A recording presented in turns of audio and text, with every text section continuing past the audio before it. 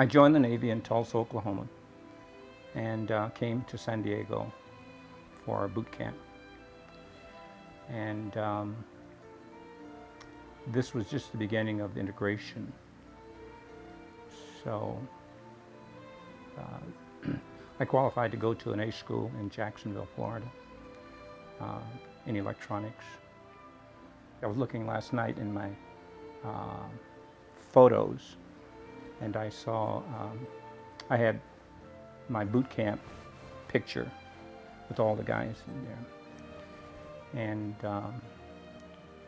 there were, I don't know how many in the company, quite a few, but there were like 4 blacks in the group. Yeah. I really had no expectations of ever becoming an officer in the Navy. That was like something that was not reachable for people like myself. I think the first time I saw a black naval officer, I was stationed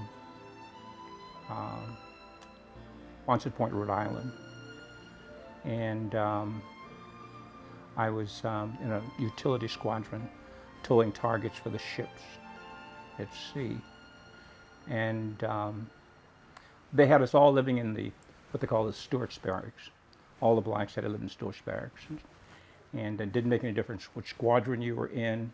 If you were black, you lived in Stewart's. At that time, 90% of the people in the Navy black people in the Navy were Stewarts. And it was just by being informed when I enlisted in the Navy as to how I could avoid becoming a steward, because I had friends classmates who had already joined the Navy, and they told me what to do and to take an examination, stuff like that, to qualify for the schools. And anyway, I was at Quonset Point, Rhode Island, about I think I was about 19 years old, and living in the Stewart's Barracks, working on the aircraft in the hangar. And I was told that there was a black naval officer at the BOQ. And that was really strange. And so that evening, he came over to the steward's quarters where we were staying, and introduced himself. He was I think he was an ensign, and he was a naval aviator. And we talked, and he was telling us how we should try to become a pilot or something. And I decided I didn't want to be a pilot. Well, one of the guys in the barracks, he did decide to become a pilot. He did become a pilot. The pilot that I met that night, I think his name was Jesse Brown, and he was killed in Korea, the first black naval aviator to die in combat, flying F-4U Cutlass aircraft, and he was shot down. And they tried to rescue him, but they were unable because the North Koreans were moving into the field where he crashed, and so his wingman, a lieutenant commander, had to leave the area. And when they came back the next day, they spotted his body out of the aircrafts and staked down to the ground, and it was determined that he was no longer alive. So that was the first black officer I saw. I deployed on the Midway. This is the first ship I sailed on, a combat type ship. I had once been on a cargo ship to go to Puerto Rico when I was stationed in Puerto Rico as an enlisted person.